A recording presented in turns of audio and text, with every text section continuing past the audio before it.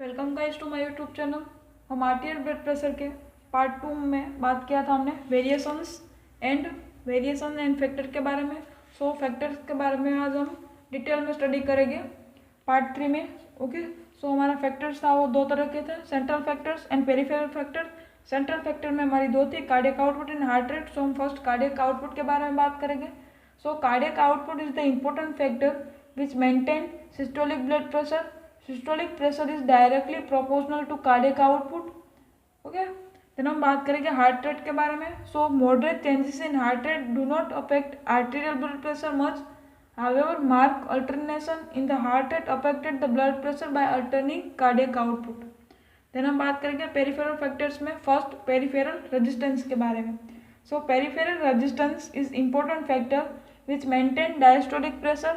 Diastolic pressure is directly proportional to peripheral resistance. Peripheral resistance is the resistance offered to the blood flow at the periphery. Resistance is offered at arterioles which are called the resistance vessels. When peripheral resistance increases, diastolic pressure is increased, and when peripheral resistance decrease, the diastolic pressure is decreased. Then हम बात करेंगे blood volume के बारे में। Okay, blood volume is directly proportional to blood volume. Blood volume is maintaining the blood pressure through the venous return, cardiac output.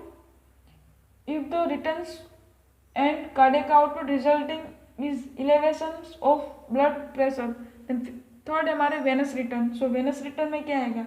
Blood pressure is directly proportional to venous return. Then fourth, the elasticity of blood vessels.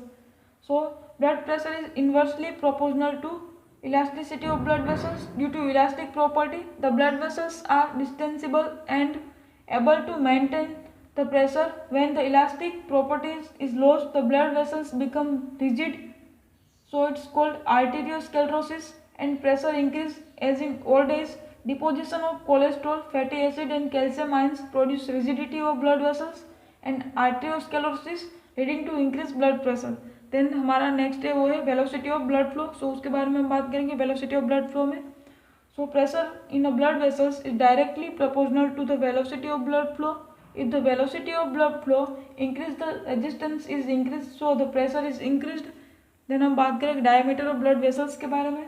Arterial blood pressure is inversely proportional to the diameter of blood vessels. If the diameter increases, the peripheral resistance increases, leading to increase the pressure. Then हम last यानी कि viscosity of blood के बारे में बात करेंगे। Arterial blood pressure is directly proportional to the viscosity of blood. When viscosity of blood increase, the frictional resistance is increased and this increase the pressure. Okay, हमारी ये हो गई फैक्टर्स के बारे में बात।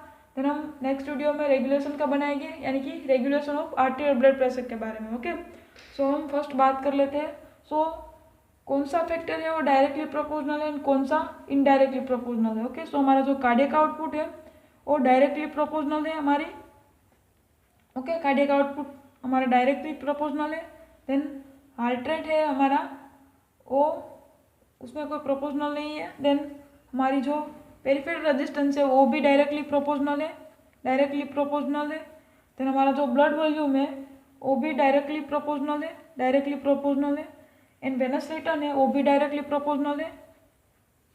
देन हमारा जो इलास्टिसिटी ऑफ ब्लड वेसल्स है वो इनडायरेक्टली प्रोपोर्शनल है। ओके, मैं इनडायरेक्टली प्रोपोर्शनल है इसलिए उसमें दो राइट कर रही हूँ, दो राइट। ओके, इनवर्सली प्रोपोर्शनल होगा उसको हम दो राइट करेंगे और डायरेक्टली प्रोपोर्शनल है उसमें वन राइट करेंगे। ओके, तो हमारा फिफ्थ है वो है velocity of blood flow.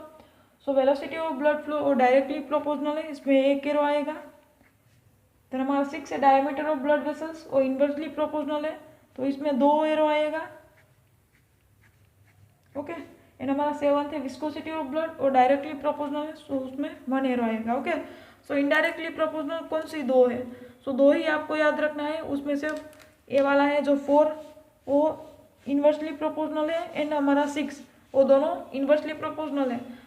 Elasticity of blood vessels inversely proportional है, and diameter of blood vessel inversely proportional है।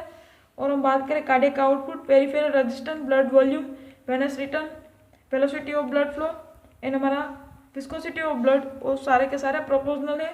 और एक यहाँ पर एक्सेप्शन है, हमारा जो हार्ट रेट है वो प्रोपोर्शनल दिया नहीं गया है, सो ये एक्सेप्शन है यहाँ पर। ओके, सो आपको ऐसे करके याद रखना है, यानी कि हमारा जो 4 पेरिफेरल फैक्टर्स में 1 to 7 है, उसमें से 4 and 6 है वो इरिवर्सिबल रिलेशन में है, और सारे के सारे बाकी जो है वो प्रोपोर्शनल है डायरेक्टली। ओके, सो ऐसे करके आपको याद रखना है। सो हम फर्स्ट एक बार फैक्टर्स का रिविजन कर लेते हैं। सो हमारा दो तरह का फैक्टर है, आर्टियल ब्लड प्रेशर में हमारी दो तरह की फैक्टर है, central factor and peripheral factor. Central factor में दो है, cardiac output and heart rate. And peripheral factor में हमारा 7 है, उसमें से फर्स्ट है पेरिफेरल रेजिस्टेंस, सेकंड है ब्लड वॉल्यूम, थर्ड है वेनस रिटर्न, फोर्थ है elasticity of blood vessels, fifth है हमारी velocity of blood flow, six है हमारा diameter of blood vessels, diameter of blood vessels, and seventh है हमारी विस्कोसिटी ऑफ ब्लड। ओके, सो ये हो गया हमारा फैक्टर।